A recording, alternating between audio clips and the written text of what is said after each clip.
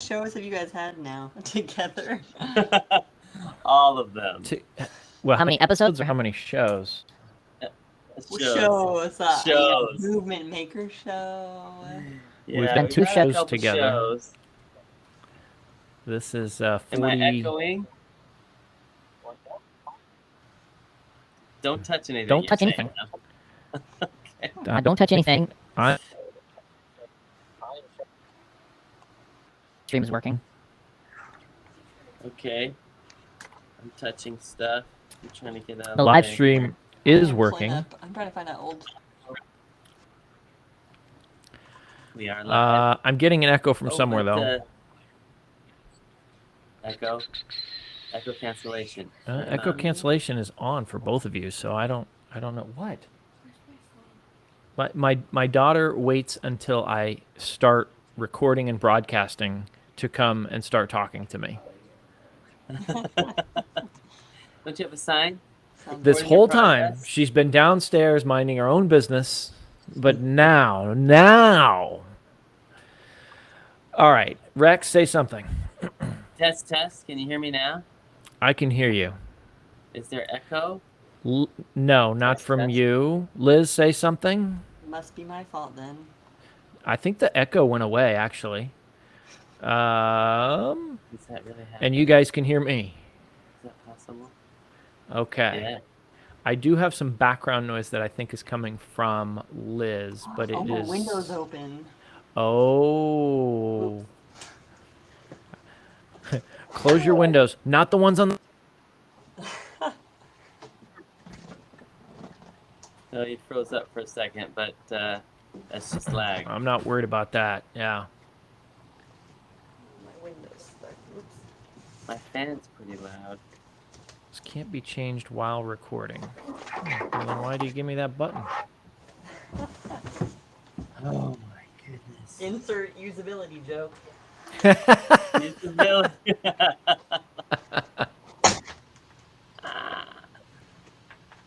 Uploaded. Okay, Windows closed. 9% uploaded. Rex, whatever you do, don't close any windows. Okay. Don't push any buttons. I'm not touching anything. Look, I'm hands-free. In fact, I want you to breathe minimally and just don't interrupt anything. All right. Oh, you're looking for your phone? Yeah, I took your phone. Listen to the show anyway. Okay, well, you're going to have to wait now. Yeah, no one watches this, so don't worry. No one will see this. Yeah, nobody. We have precisely 0 concurrent viewers. Oh. Your phone back so you can log on and watch this. Look, I know I'm young. That's our biggest fan, is Today. I wouldn't be watching it. I would just be on it so that you have a... All right, so here's the deal. Watch this one because it's got Liz on. Encourage the children to watch. Is this... Yeah, well, your children at least, because they're the only ones interested. I don't have my producer today. Oh, and you know what? Yeah. Check to see. Let's see here. We may or may not be broadcasting to LinkedIn. Yeah, so last time we announced this big live show. We're going to do live. And then we had some technical difficulties. No. It may or may not have been live. Now we're not advertising live. And it's probably live. It's probably. You want to check YouTube? Have your producer check YouTube. I know it's on YouTube. Of course, last time I was confident it was on YouTube as well, and it was not. Is lacking. And I don't even know where I would find it on LinkedIn. So it's anyway, it's fine. Okay, so here's the plan. Post it later. We are recording. We are live streaming to wherever the hell it may or may not be going for anybody who may or may not. And then we will still do some post-production on the episode after the fact to slice and dice it into bite-sized chunks, as we do. So, with that being said, Where's You wanna do my? an intro? I'm trying to look for my music. Oh, I Oh found yeah, it. you have the music. I found. Yeah, here we go. Yeah. All right. I don't know if we'll probably redo the opening. Yeah, it just doesn't matter. Let's just go. You guys correct.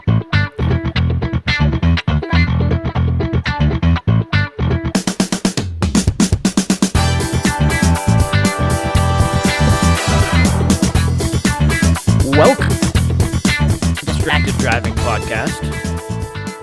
I am Sean Genovese. I'm Rex Williams. We are joined. I'm not going to say old friend. I hate it when people say old friend because nobody knows if you're referring to a long-time friend or a person who's literally old.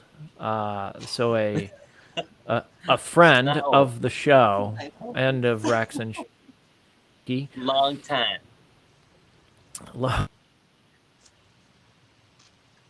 Hey. Wait, did you? I might have talked over Long you. time guest, first time. But you No, might that's not have to say her name more clearly. Go for it.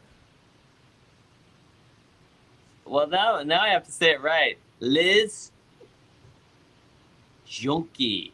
How do you say the last name for exactly? Yeah, junkie. Yeah. Junkie. Yeah, it's Junkie. Liz Junkie. Jun You got it. Junkie. the eight. Junkie. Well, the German pronunciation is Junka, I guess. Oh, And Junka. Yes, that's what I wanted to know. all the German enthusiasts listening to your show. Mm-hmm. Oh, we got a bunch of Mhm. those, like a whole group of those out there. Yeah, Yeah, but Yeah. 9. So Liz was on our previous show. Can I share? I found the photo. You found the What? what photo? I just found you were just teeing me up. Liz was on the show before. I got the picture. Where is it? Can we like put it on the screen or something? Yeah. How do I do this? Share. Hope I don't share any proprietary data. Which screen do I want to? Oh, pick a screen, any screen.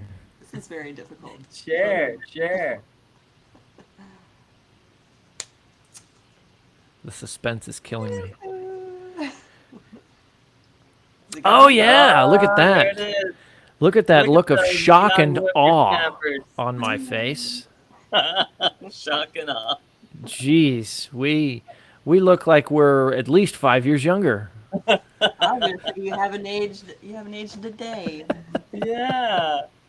Well, that's because I got rid of the hairs that were aging. They're out of here. I just whitened them up a little bit. Good time. Well, that is fantastic. Yes, that was from the days of yore, when the men were men and the sheep were scared. I was plugging World Usability Day on your show. That's right. Yeah, I think I said something to you Yeah. like, you can't be in charge of the whole world. So which part of World Usability Day are you in charge of? Yeah. Just the Our Boeing Boeing slice. Well, Yeah, we that's were talking probably about a flyers. yeah. I mean, that's a great place to start. Go, yeah, do your thing with the flyers, Rex. Go ahead. No, I thought you did it. Well, because we were talking about flyers, and you were showing that flyer there on that counter, and then we said, because when you have a flyer, you're legit.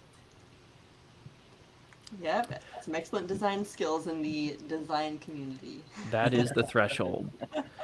Well, so first of all, I guess we should probably explain for the majority of people who are listening and not watching, what we were showing on the screen was a picture of the three of us in mid-sentence, apparently, interviewing Liz the last time she was on our show, which was when we were all at the Boeing Company.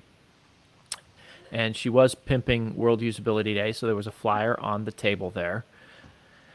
And I don't know if we had just about to pick it up or just put it down. But I think that's a great place to start our conversation today, back at the Boeing Company. So we were all working there. What was your role there, and what do you do now? Yeah, I was a UX designer at Boeing. Yeah, my whole career is there, 8 11 some odd years. And that room, I'd invited you guys out to the flight line, so that means I was working quality inspection, warranty documentation, RFID, tag everything. Yeah, some really fun stuff that out there on the flight line. And now I'm at the Home Depot, UX Depot. principal. I support post sale, so specifically customer order cancellations and modifications. If you order something from Home Depot and then you're like, actually, I don't want it anymore, or I typed in my address wrong, or like I ordered the wrong product. I'm responsible for the user experience for that. Oh, wow. Yeah. Interesting. So you're trying to make people feel better about canceling their orders. That's a key place right there. Yeah, Yes. the software is a big place for not interacting with the user interface properly. So lots of room for error. So it's my job to make sure that anything you want to correct, it is also easy to do. And yeah, and then hope you shop with us again. I always figured, and I suppose this comes from shopping at Fry's Electronics, especially around the holidays. It always seemed like they had 100 registers, and if anybody's not been to a Fry's Electronics, huge, gigantic electronics. And literally, they would have at the front of the store, maybe not 100, but gosh, easily 25 to 50 registers. But if you needed to return something, one guy, and a line out the door. And I look at that and I'm going, obviously, encourage people from returning things. They want to make it as inconvenient as. But a user, I mean, your job is to make the user experience as pleasant as possible, right? Absolutely. Even if you're returning something. Yep. And Have a counterpart. What's that, Rex? Last year, it was me.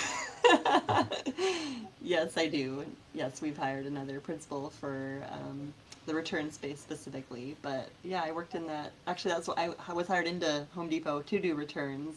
So I have a lot of experience in the research of that and what makes customers mad and happy.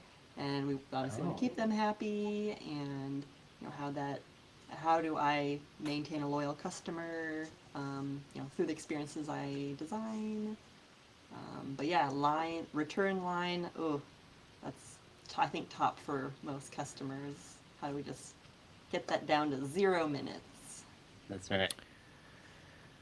And your educational background was around user design, right? Human computer interaction. I mean, is that what you always wanted to do? Yeah, no. I actually went into University of Washington wanting to do pre-med, and then almost failed out of Obviously. Chemistry. Yeah, no, one of my mom's best friends, she died of breast cancer when I was in high school. So I had started volunteering at the hospital, and I was like, I'm going to go into cancer research, and then could not do chemistry. But the gals in my sorority noticed that I was just the tech savvy person and always like helping everyone on their computer and fixing the house computer. And I think one of my sisters was like, you should check out informatics. And so I did via computer science. And so I'm in these computer science classes in the back, like, I don't know what's going on. And everyone's like, staring at me, and no one wants to be in my group projects. And it was just tragic. So informatics is the more extroverted version of CS. It's you're interested in psychology and talking to people a lot, but you still have that analytics, the analysis piece that I think my brain is kind of wired for. So informatics was the sweet spot. So yeah, my minor was human computer interaction, and the sister department at University of Washington is the Human Centered Design and Engineering Department. I'm currently on the advisory board for their department. Cool. HCDE is where Boeing pulls all their like flight deck engineers. So if you want to go more physical design, you like designing a chair, designing a photocopier. That was like, I think that's like a classic like UX 101 like class project is like redesign the photocopier. Oh.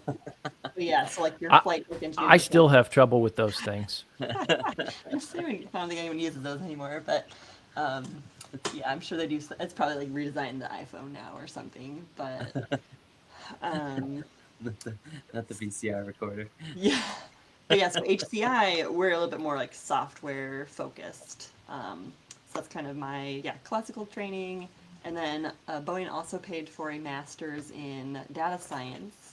So snuck through there as well. Didn't realize how much coding data science is. Oops. Oh yeah. I got in, I'm like, first class is calculus, then it's like linear algebra. I'm like, wait, No. what? What? Yeah. Everything's like Weird SAS, navigate. Python, R, and I slogged through that. At the end, I'm like, UX design is for me. But now I am just a double threat in terms of like, I want my designers not to be interviewing for people for research. I want them to be reviewing 250,000 customer comments. So that's that's kind of my platform as a UX principal, is like bringing the big data picture into user research. It's a lot of fun because we have access to big data. And it's not like all secret and proprietary, and you can't share it with anyone, yeah. I remember. I remember working on that. That's cool. So, I have to ask the obvious question. And please answer to the extent you are comfortable. But you were an ATF at Boeing, correct? I was, and I still feel like that award is, I carry it with me everywhere still. Okay. You might want to explain what ATF is. Yeah. So an associate technical fellow is what it stands for. The tech fellowship at Boeing and at large aerospace companies in particular, I know Lockheed had something similar. It is a non-management alternative path for engineers and scientists. So if they don't want to go into senior management, director, that path, the tech fellowship is kind of the equivalent, but instead of people, you are now the master of a particular domain of knowledge.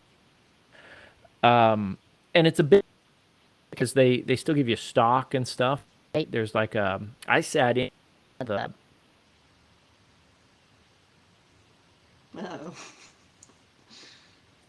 for one of the interview boards one time, which was an interesting experience. Yeah. It was, it was the interview board Oh, you were on the for panel. the tech fellowship. I was not on the panel. I was. I sat in the back of the room, and I typed Got it. everything that people said and then gave it to them so that they had it. I was a Typist. I was going to say I was a glorified stenographer, but I don't even know that I was glorified. I was good as a stenographer. But at any rate, it's an interesting process because you have to have certain academic credentials, you have to have certain experience, you have to have letters of recommendation, and then you go and you have you're interviewed. The shit out of you. They sure as hell do. Yeah. And I don't know, Liz, if you know or can share, because I'm not sure what is the percentage that they let in each year. I don't know. I think it's low. So we're talking about a couple of people that get admitted every year in their various domains. At any rate, I know a lot of people were prepping me to not get accepted on my first go as probably the youngest person in the tech fellowship. But Yeah. I'm pretty vicious when I see something I want to do. Yeah. So wait, you did? You got accepted on the first go? Yeah. Most people it takes Wow. 2 or 3 times Yes. or more. Yep.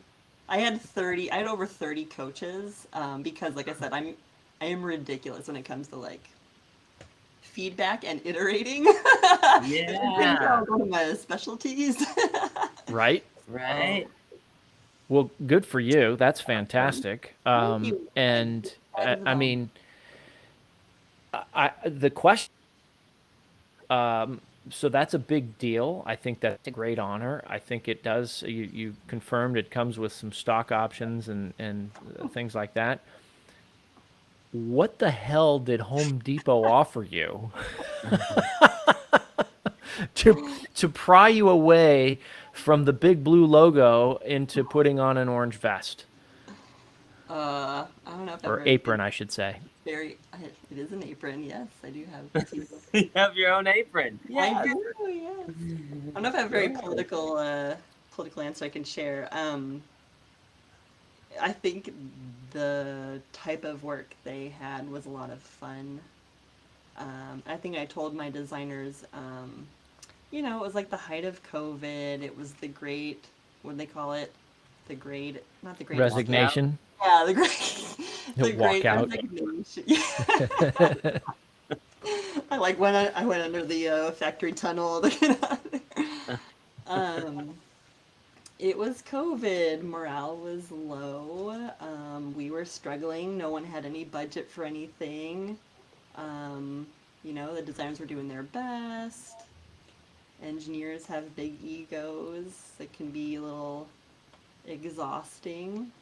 So I think all those factors kind of came into play where I think 11 years was a long time to be hanging out with airplanes for a non-engineer, right? I didn't go to like aeronautical engineering. It was like airplanes are life. This is like I gotta be working on airplanes, right? So it was like airplanes were a really fun, good time. The quality inspection, the mechanics, work instructions kind of work was so much fun.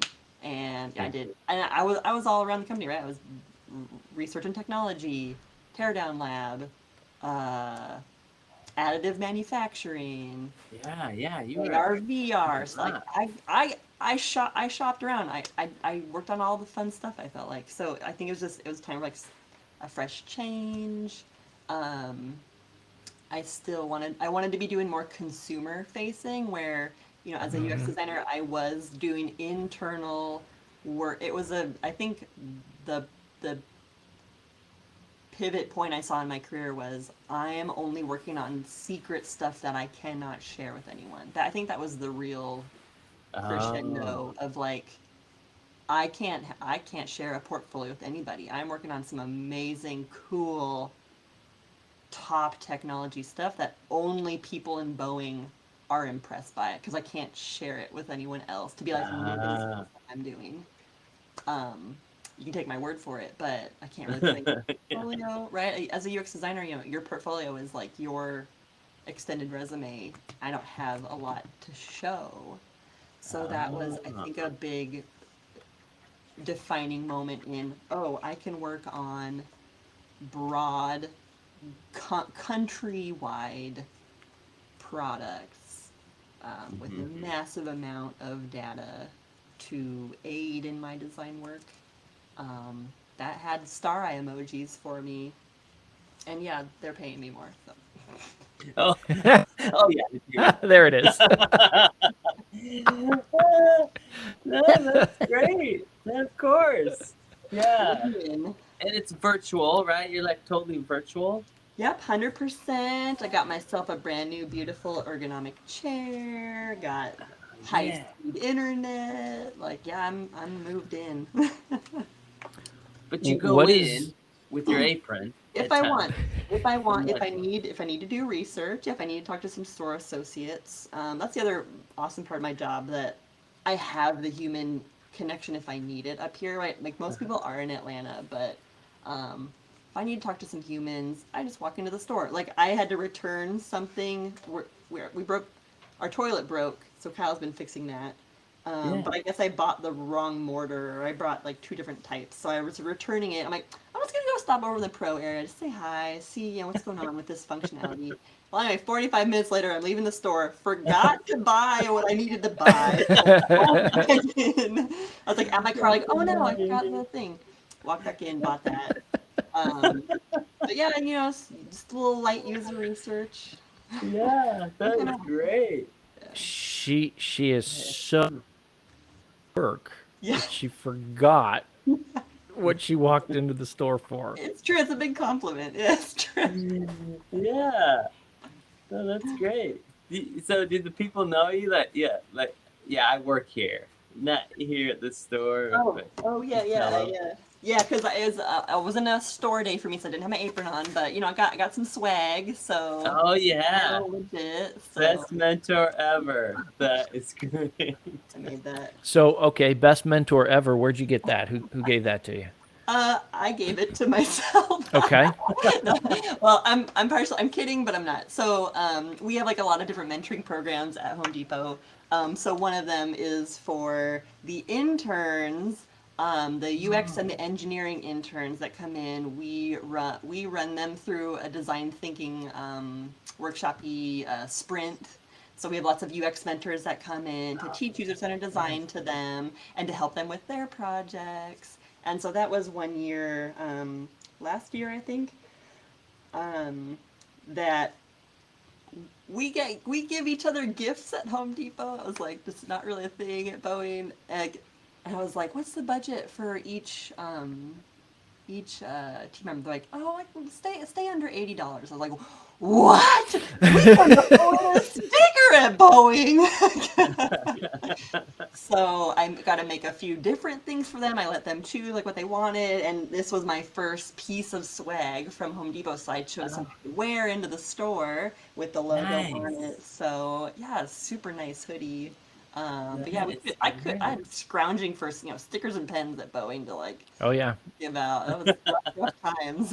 What? I Private mean, Boeing, you'd have to you get scrounge for points. pens just to use to do your job. Never mind swag. You can give people 100 points that they can get at the Boeing store. That's true. Yeah, Yeah, definitely. true. Yeah, those were good until the Tully's debacle of all your Tully's cards expired. I had like $30 in Tully's cards. Ah. Such a shame. So, what would you say is the biggest challenge from a usability standpoint in the whole return process, or the processes that you look at? Like, what sticks out? Well, that was my last year work. To be honest, the length of time that the customers were standing in line, that was probably one of their biggest pain points that I know they're working on cutting down.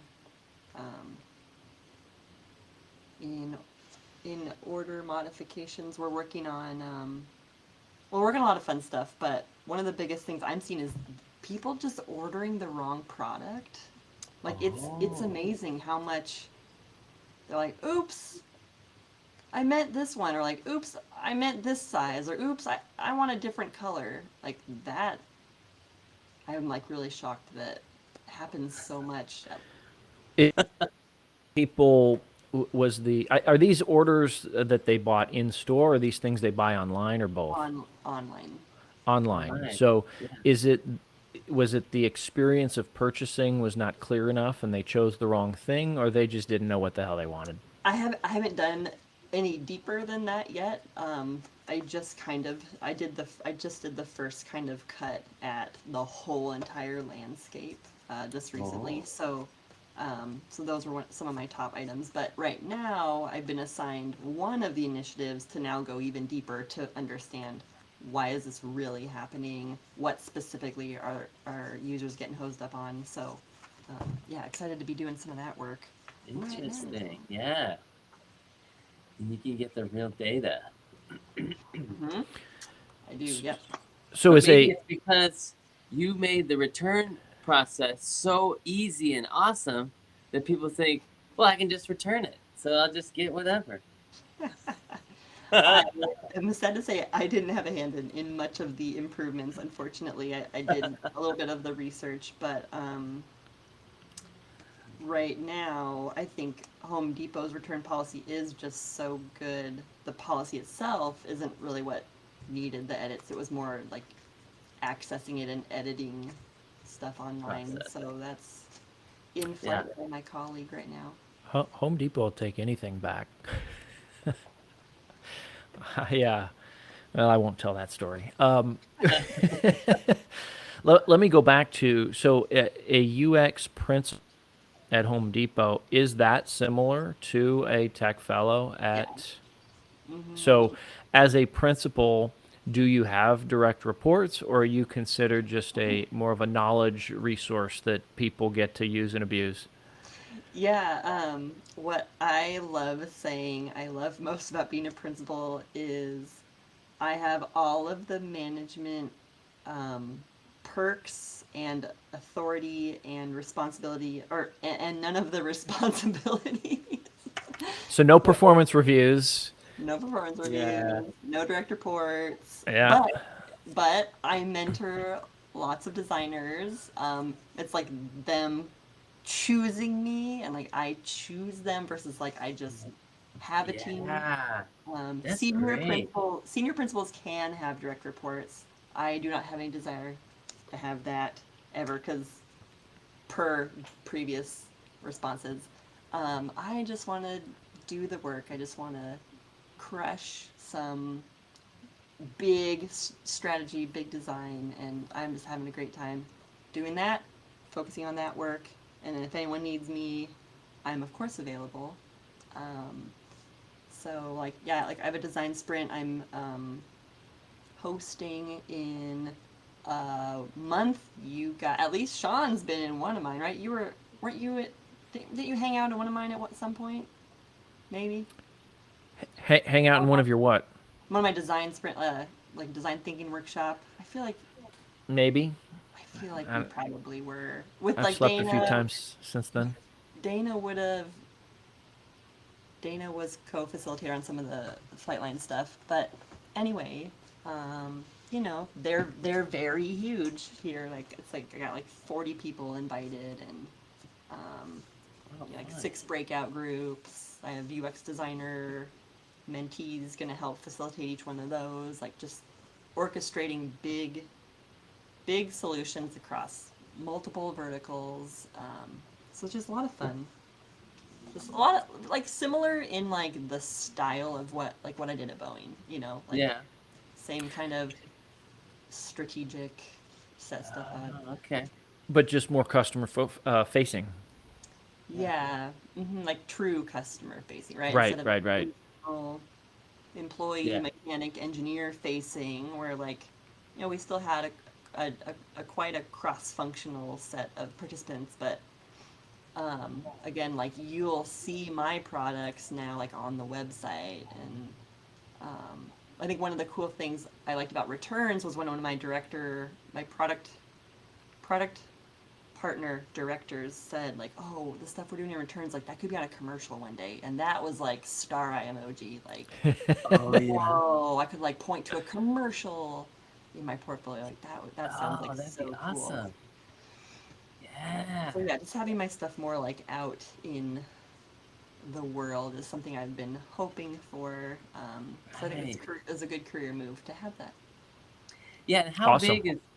big is Home Depot? Like, what are we talking about? Like, number of employees? Someone's gonna fact check me, I'm sure. I think we have over 2,000 stores in the United States and Okay. Mexico and Canada, and Sean's probably Googling it right now. I'll fact check you. I'm pretty sure we have, I'm pretty sure we have more, I shouldn't say pretty sure. It's probably a comparable amount of employees to Boeing, just because, like, you know, all the associates in every single store. It's more. Yeah. Yeah, that's what I was like. I thought that, but like, wait, how is that possible? Yeah. What is it? This may not be Be the most up to date number. It looks like it's a couple of years old, but it's 500,000. Yeah, that's like, yeah, it was like Is this a real number? 'Cause, yeah, Boeing's like what 150,000. 150, yeah, Yeah. 1,000. Um, Yeah, I mean, 504,000 according to this. That's got to be up there competing with the WalMarts and the Disney. yeah. For sure, for sure, for sure. No, we're like top Fortune 20 like best companies to work for or something. So Oh, really? shameless plug. That's awesome. Yeah, the culture is like nothing I've ever. It's so amazing. Everyone is so nice and so Yeah. collaborative. Like everybody, it's like the coolest thing. Oh, that's cool. Hmm. That's interesting. I mean, that's what we kind of all dream about, and we want to do She's it living the and make dream. Yeah. initiatives to change the culture, but it's already there. Like, how do you think that happened? Just from the top, like The top coach? leaders do an amazing job of leading by example. Yeah. Um, but I mean, the first of all, the UX organization is like it's almost 300 designers. Like it's Wow. bananas. Oh, So for starters, we get one extra point in like the empathy skills department, right? oh yeah. So like just having that, Because when you say 300 in the UX, we're not even talking about the developers, right? right. Wow. Those are just the people who are coaching and mentoring the developers to develop good stuff. Yes, this is literally UX skill code, all levels from UX 1 to senior staff, principal, senior principal, manager, senior manager, director, Wow. senior director. We report into Yeah. the chief experience officer. Like, Oh, that really? is a UXer's dream. Yeah. Well, the Oh, fact you have a chief experience officer, I mean, that's a lot of attention and I resource mean, it on should. just Yeah. making sure that people are having a good experience. That was a huge deal. They just established that role last year. It was a huge deal because I Oh, don't know about you. I don't know about me. I don't know how much work it takes to create a chief executive role. But I've heard it takes a lot of work and a lot of board member approvals, and I'm sure someone will fact check me here too. But so it was a huge deal for us, and just so many celebrations from like the UX, organization to have hmm, this. So yeah. we already feel very valued, but like it is just the one extra validation that like I never have to like explain my value here at Home Depot. Like Oh, I can just right. roll in and just lay down like, hey, design sprint's happening, let's do this. And I was like, yeah, go team. Yeah. Whereas at Boeing, it's like, what is UX? Yeah, Like, yeah, you had to explain it, and yeah, I every day totally I've get it. And explained it. because, yeah, Exhausting. different customer base, right? Like our customers, it's all about the sales team and sales and their Safe airplanes and and their relationships with the airlines. Whereas because the flying public isn't even really our customer, right? yeah, even like what was really excruciating was like asking for analytics to be built into some of our tools so we could understand usage. Like that's just automatic here. Like I barely have to Oh, ask for like I need a survey on like this area so I can like hear what customers are struggling with. Um, yeah, yeah, and I'm getting like thousands of responses, which is like so cool. yeah, yeah. No, that's great. Different I business. I'm going to pivot a little bit because I'm looking at your LinkedIn, Liz, and um, we've I think it's now well established that you're a UX rock star and have had and continue to have a great career in that space. But there's a whole big giant section here on volunteering. Um, External advisory board member, it looks like for the UW. But the word mentor comes up quite a bit. We just talked about the jacket, the hoodie that you showed us, chief mentor or best mentor, or whatever it said. Maybe you could speak for a moment about that. It's obviously important to you to be a. I see one in particular, adplist.org. You got a whole profile on here. It looks like you're a Gold Star member. I don't know if you want to dwell on that or just talk in general about the coaching and mentoring that you do, but it seems important enough to bring up in this very timely podcast. Yeah, sure. So ADP List is a pretty new platform. I think probably around like 3 years old. It's called I think like a designers list or something. But it's basically anyone who wants mentoring in the design space. What I love about it is you can make cold connections on LinkedIn, but there is no sense of who is open to talk to. So on ADP List, there's the assumption that anyone you connect with, they're available to talk to you. Mm. And all the mentors, they set up like what times they're available. And I joined it actually first as a mentee when I was looking for a UX job because, Oh. as you know, Boeing was all I knew. And I don't think Boeing is a very good representation of what the UX industry is, as much as, you know, I tried to help through, you know, the digital transformation environment that we were, you know, working through to make it more, you know, industry leading, you know, and the great work, you know, through BCA, Digital Aviation, those guys. Shout out to you guys and the mom team. Um, Oh, I was on the Mom. mom team. I yeah, remember that. everyone was on the mom team at some point. But so I was looking to understand like what roles should I be applying to? What roles do I qualify for? You know, I am associate technical fellow. Turns out no one really understood or appreciated what that was. No one could really see what I was working on, so they were not impressed with what I was working on. Mm. It was tragic. So, you know, I would like apply for a principal product design manager position at Microsoft, got to the final round, and it was just like a shootout. Or I'd apply for a senior design position at Amazon and get like cut after the first interview. It's like I was so confused about like what level I should be applying for, you know, how to negotiate, right? What my portfolio should be highlighting. So I found a lot of great, you know, principal designers on there that gave me a lot of great advice, great coaching, and and turns out one of the principals on there was Trey from Home Depot, who ended up telling me, "Hey, there's a job open over here. Check it out," and it ended up being a perfect fit. So that was cool. So then, you know, kind of Connection. full circle giving back. It was, you know, now how do I help the next generation of designers, you know, find their dream job? And, you know, as you guys know, talking to people is a passion of mine, and Yeah. I just love the sound of my own voice. I don't know. So do we. Yeah. We don't know what that's like. We love the sound of our own voices. I don't like But it. you know, yeah, mentoring and teaching is one of my charisms. So yeah, have Yeah. strong skills in that already. So it's great to have people want to, they specifically search for and find, you know, me in this case and say, hey, I would love to get tips on this and this.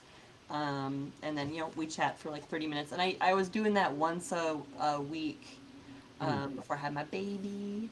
So I'm on a little break. Yeah, baby. Um, How old's your baby How, now? Madison is 8 months old now. oh wow. Oh She's standing and eating everything, Congratulations. and thank you. Yeah, That's great. she's gorgeous and snuggly, and Oh, that's so much fun. I love the snuggles. So cool. Robbie was not a snuggler, so I'm just in heaven. What's your Robbie, second? I'm assuming is your other child, or could be Almost you could be 4-year-old. describing a teddy bear. I'm not sure. Robbie's my almost 4-year-old. Yeah, I got two little kids now. If you didn't know. That's fun.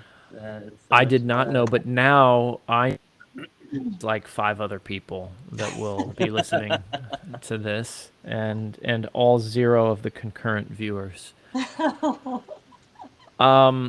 So what advice have what advice would you give to people that are in kind of a similar predicament of maybe not being appreciated in what they're doing, or they feel like they're a little bit lost either because of a lack of appreciation, or maybe they just can't quite find their groove?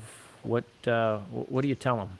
Yeah, I love the question because I think this was a lot of the discussions I had through like the ADP list discussions. But I think number one is self-reflection time. What do you need in order to be happy?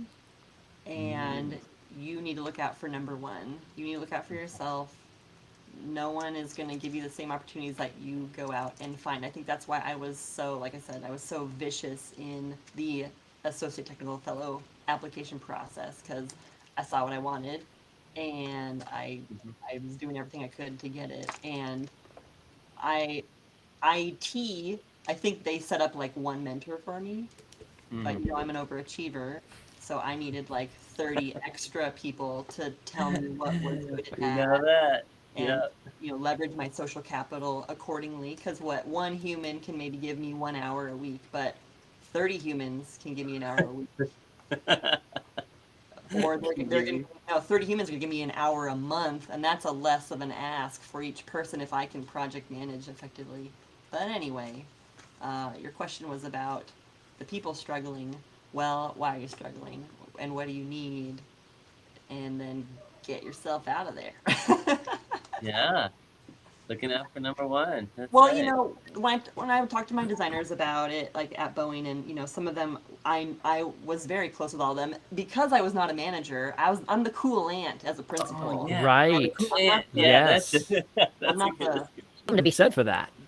exactly. So I knew which ones were looking for another job, and so then I could tell them, I'm in the same boat, but I'm going to be here until it's no longer fun for me, and I'm having a blast right now.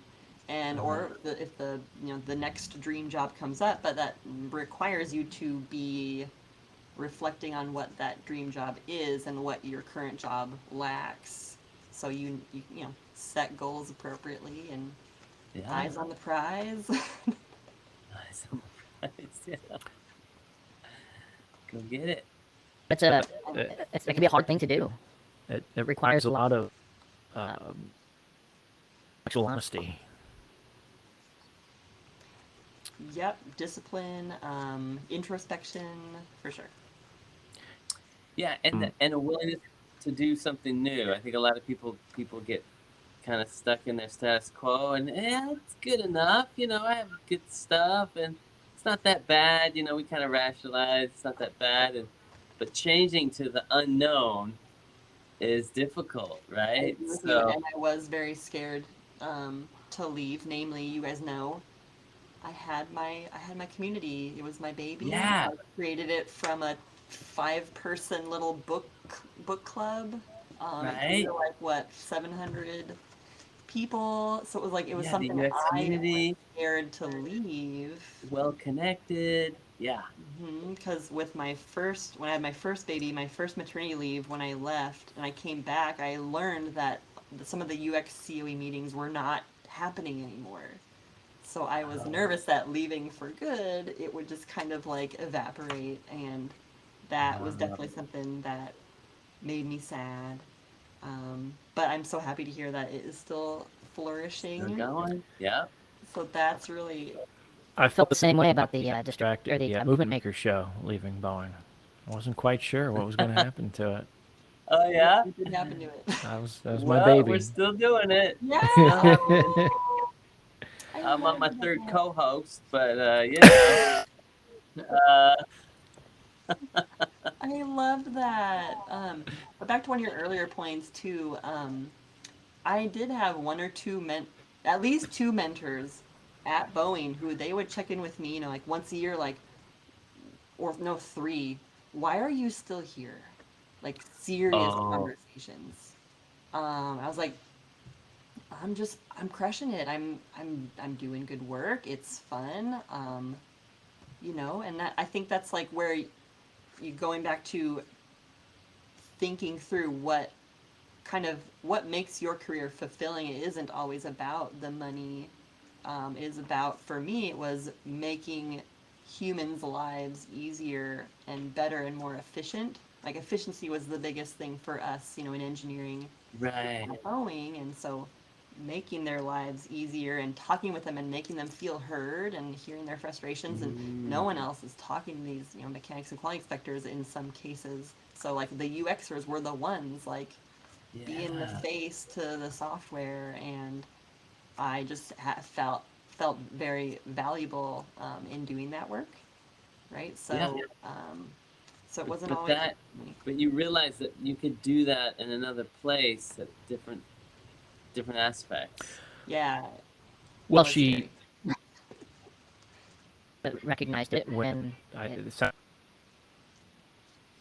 kind of pointed that great mentor.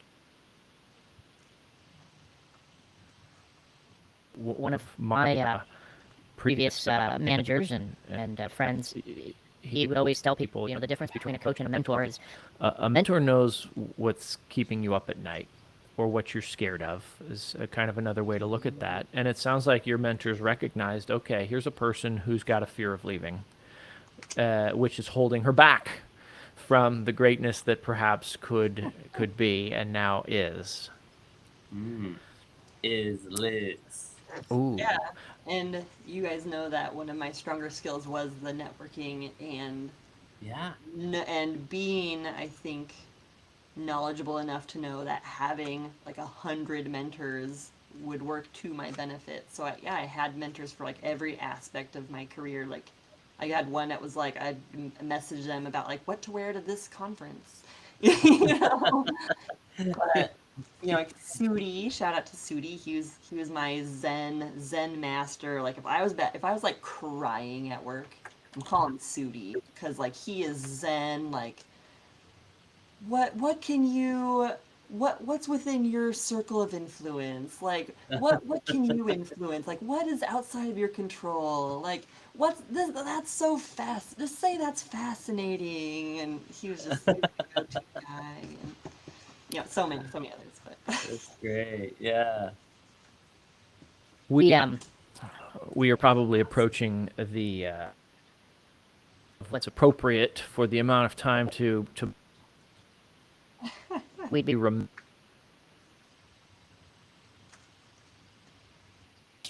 in this current climate. So as a user experience guru and expert, where's AI changing, impacting your work, your business, what you do? I asked ChatGPT last week to build me a roadmap for my upcoming initiative.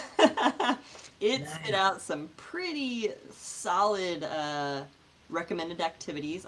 User-centered design is pretty timeless, so there weren't a lot of surprises in there, like user research, workshop planning, conduct the research, do the design.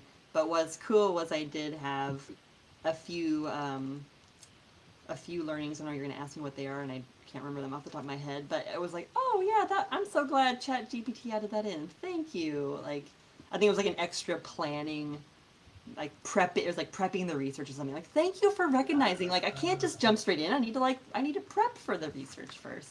Nice. So ChatGPT is going to be helping us with that. Be asking it questions before I ask users just to see if it has found anything on the interwebs. It's gonna start making us personas. It's gonna probably start writing my user testing scripts, even though I feel like I'm a pro at it. I am not an expert in the visual design aspect, though I wonder if it will design the user interface at some point in the future. I know that they're being taken to court on copyright infringement left and right, so I don't know how much I want to dabble in like creating content with AI just yet versus like asking it questions that I would hope it would just Google itself and come back. Yeah. To it. More like using it as a glorified Google. But yeah, no, visually, you're right. They could do it. They could do what's the best design. I also asked it to make my Mother's Day Facebook post extra sappy, and it was so disgusting that I posted it, and then all my family and friends were like, "Oh my Solving the god, I big love you problems. too. This is so great." And I like talked to my friend. I talked to my friend after. I'm like, no one.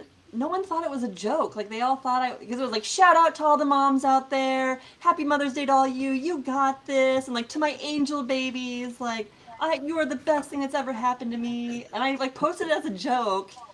No one like read it as a joke. And I talked to my friend later. I'm like, why did no one like laugh at my post? They all were like heart emoji, love you too. And she's like, yeah, you probably didn't. I even said like this post was written by ChatGPT, and like I don't Oh think it yeah, knows what that is. Yeah, that's funny. Yeah, you can't be sarcastic on the internet. I can share it with I can share it with you. You had can go it was written by find it. ChatGPT. That's awesome. That's So GPT to make it over the top, but obvious that it's a parody or ingest. or whatever, and see what it changes. But isn't that the magic of ChatGPT? I think that I don't know if that's too meta for ChatGPT. I don't think so. Yeah. I don't think so. One of the interesting things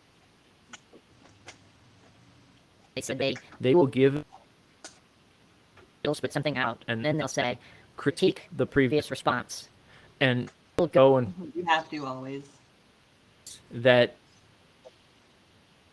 Basically correcting itself, saying, well, this wasn't quite as good, or this wasn't good. I've used it. I sent out one of my news Nice. and I put in the newsletter, I said, well, the previous update was written by ChatGPT. Could you? And when I did it, though, the first time I gave it the prompt, I said, make it more conversational, or make it more lighthearted, or whatever. Yep. Yeah. and it was impressive.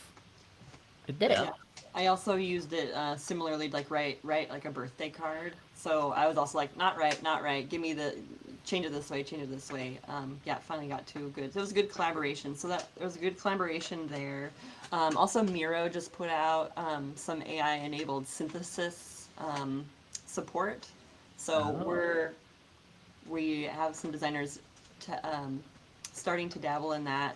Though I was going to write a note to Paul over at Boeing to look out for that because it's processing that stuff externally. So if you have proprietary data on there, we don't want that necessarily being processed. So I was going to send Paul a note to watch out for that. But yeah, it's coming. It's coming everywhere, isn't it? It's not just coming; it's here. It is. Let me rephrase. It is a flaming, terrifying forest fire.